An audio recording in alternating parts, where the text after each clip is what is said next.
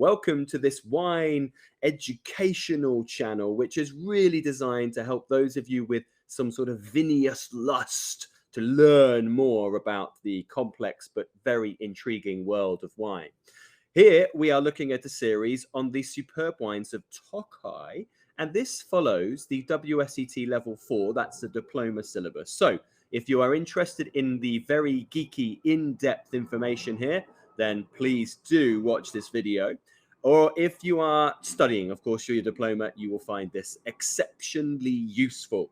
If you have any comments about the world of Tokaj or the world of wine with Jimmy, or about the sweet wines that we're about to talk about, please do get in touch by commenting on this video below. So let's talk about Tokaji Aszú, the all-important historical style from the Tokaj region in Hungary. And of course, no doubt you have experienced Aszú in all of its glory in those short but sweet bottles that they come in, which are rather exceptional. So yes, we're halfway through the series here on Tokaj.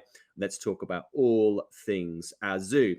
If you wish to actually have access to the other videos in this series, you will need to go along to www.winewithjimmy.com to gain access to those by subscribing. We have hundreds upon hundreds of videos at your fingertip disposal. Okay, let's look at the world of Tokaji Aszú. Now, the definition, first of all, or the etymology of the name of Aszú. So, Aszú is the Hungarian word for grapes that have been infected by the mold Botrytis and have then shriveled on the vine. The sugary juice inside these wonderfully shriveled grapes is so concentrated that it can only be extracted by very, very complex means.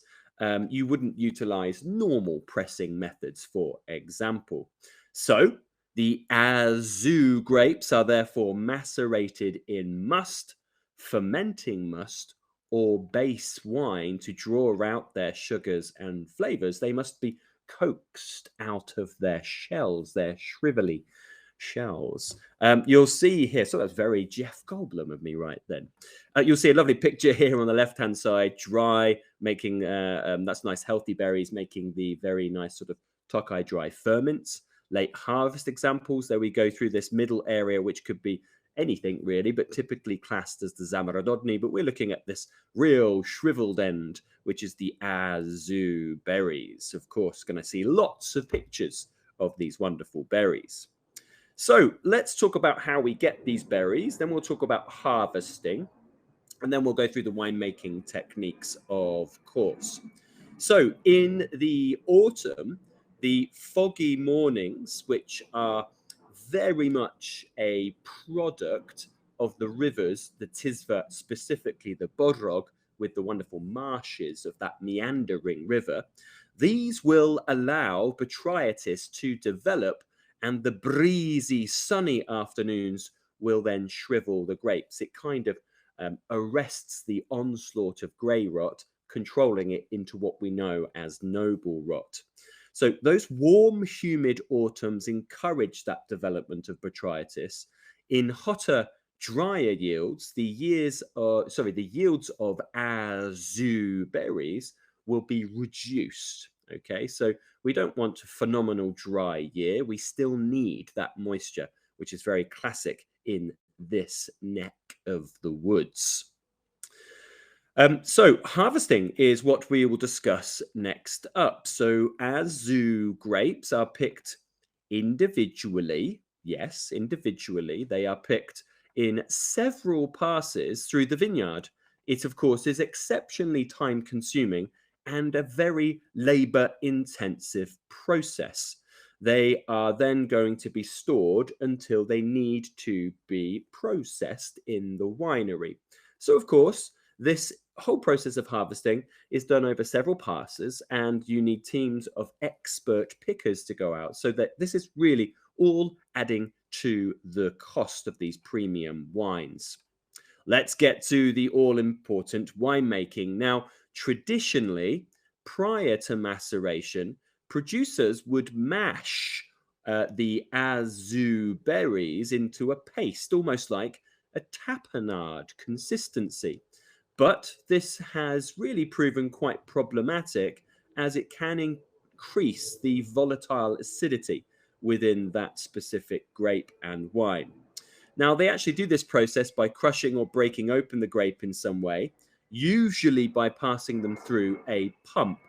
A number of producers, however, prefer to use uncrushed grapes to avoid any bitterness from the skins and the seeds. So this is a more modern approach, of course. Now let's go through all of this. So we're going to talk about the maceration steps next. The choice of maceration method depends on the desired style of wine. So we've got our berries, which are shriveled up. Of course, they're those lovely raisins, shriveled raisins. And we're now going to macerate them in this next step of the process. We're going to macerate them in either a must, a fermenting must, or wine. Okay, so that's the options we play here. Now, macerating in must, so this is pre-fermented wine, this gives the lightest styles, and then the next lightest styles would be finished wine, because basically you have either a sitting must or you have a finished wine. But in between that, you have a fermenting must. And if the maceration happens at that point, this is when you could get most extraction. And this strongest extraction means you can gain the most complexity. But the berries must be both ripe and clean, because otherwise an extraction of unpleasant flavor could happen, which is potentially a problem. The timing of the maceration also affects the final style of the wine. The strongest extraction occurs when the must is fermenting most actively early on, when you have the very vigorous beginning of the fermentation, while some producers prefer to macerate towards the end of the fermentation. So this is this middle category, of course. And if you do it at the end, it's a more gentle finishing step, so it wouldn't extract as much. Lots of decisions here about that maceration process of the Aszú berries. So what about the base wine then? Where base wine is used for maceration, so it has been completed into fermentation, it must, by law, have a minimum potential alcohol of just over 12% ABV, though in practice, the base wine is typically about 14 to 15.5% ABV, which is then going to be lowered by the addition of Aszú berries or the paste. And that is because, of course, you're adding non-fermented product, sugar, which is going to increase the volume. It will reduce the level of alcohol. Otherwise, winemakers are free to choose which grape varieties they use, but Ferment and Hagevalu are the most common, and also how botrytized the grapes are that make the base wine. It doesn't actually have to be from completely healthy berries.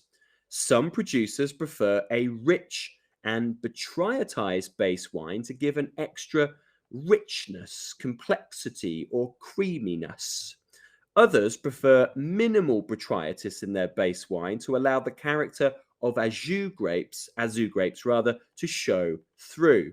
The base wine for Aszú is different to the dry wines produced, for which overripeness and botrytis are avoided. So there is actually quite a distinct difference to the generic dry wines made from Ferment, for example, or Hagevalu.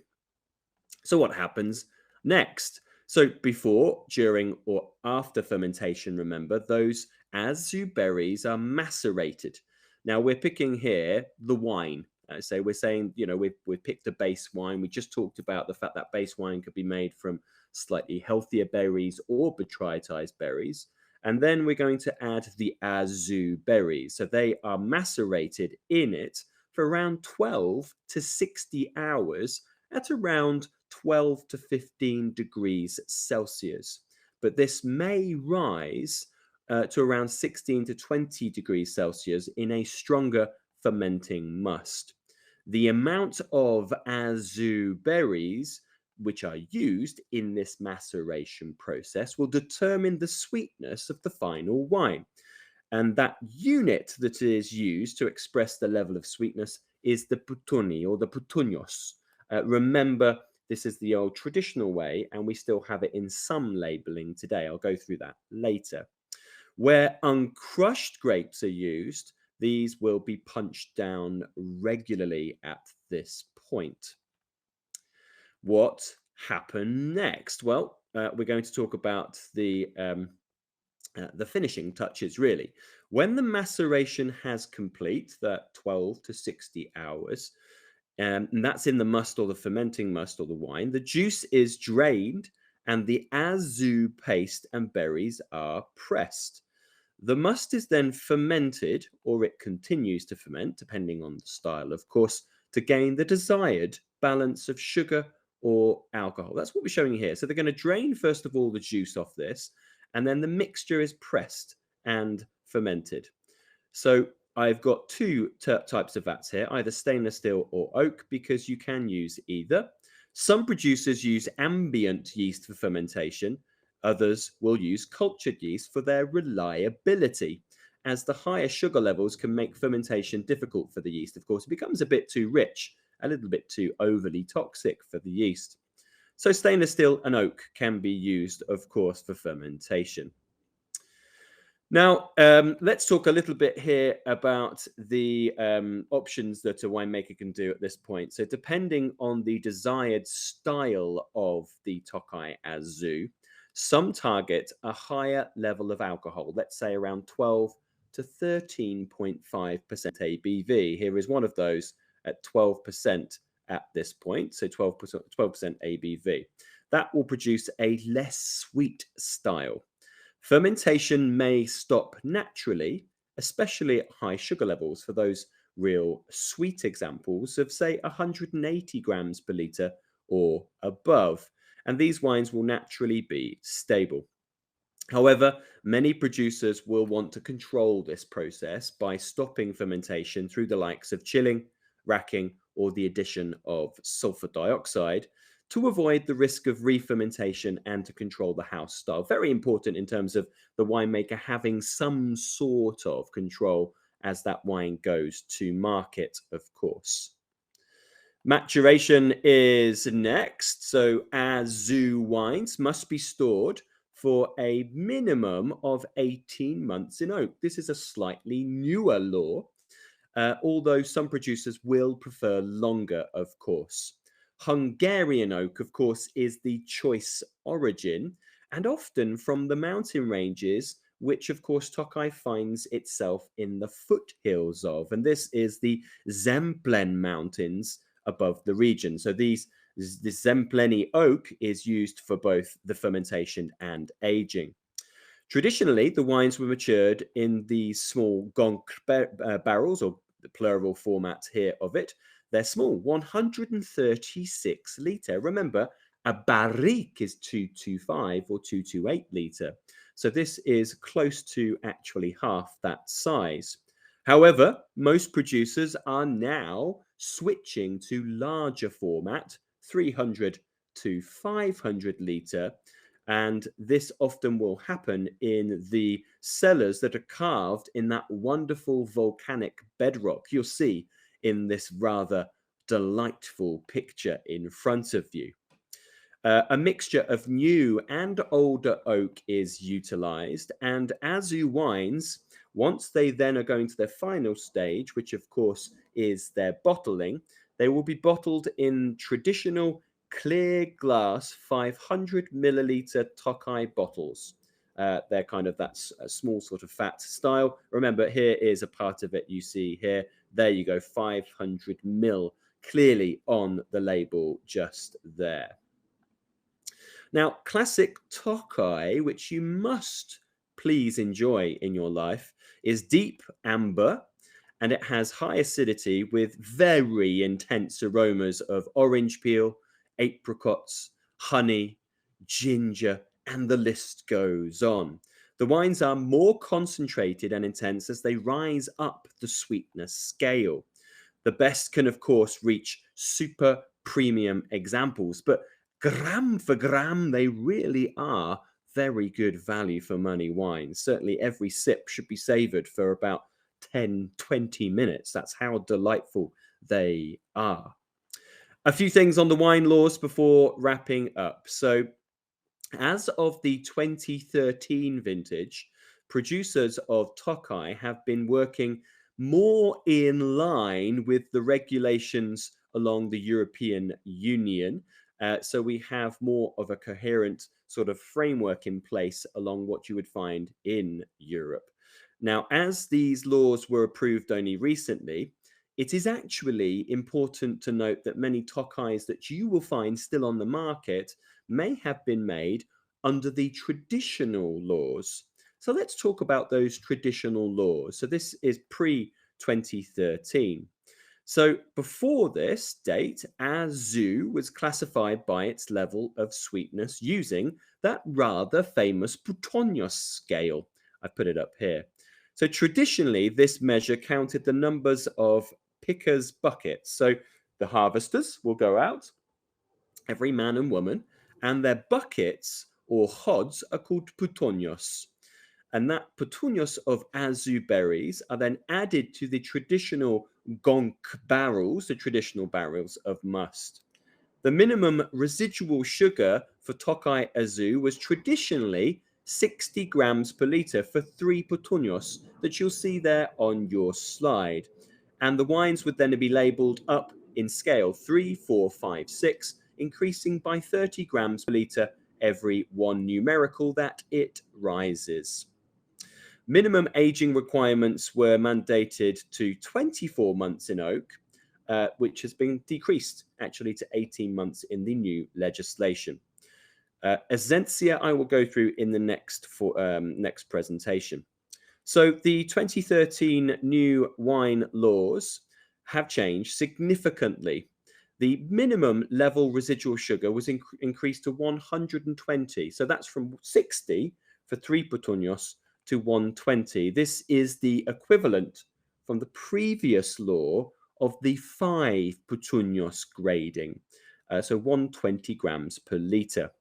Wines with lower levels of sugar now, they are now labelled under late harvest or Tokaj Edej Zamarodny. So sweet Tokaj as it comes, the Zamarodny classification. The term Aszú Essentia, I will talk about again on the next one. Now, wines in the Tokaj Aszú category, remember, now are subject to shorter aging lengths of around 18 months minimum. So there you go for Tokaj Aszú. I do hope you've enjoyed this presentation looking at one of the greatest sweet wines in the vinious world. Please do let me know your thoughts, your theories, your comments, your questions about this presentation. Have you been to Tokaj? Have you visited the wonderful underground volcanic cellars? Have you enjoyed a Tokaj? Have you found your sweet spot for the Puttonyos of the old traditional laws? Any of these kind of things, please do get in touch.